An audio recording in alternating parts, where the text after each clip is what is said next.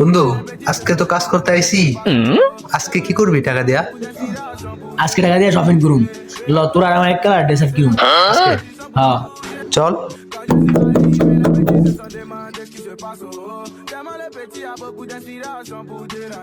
মামা আস্তে আস্তে তুই ভাইঙ্গা যাবে আবার, সাবধান।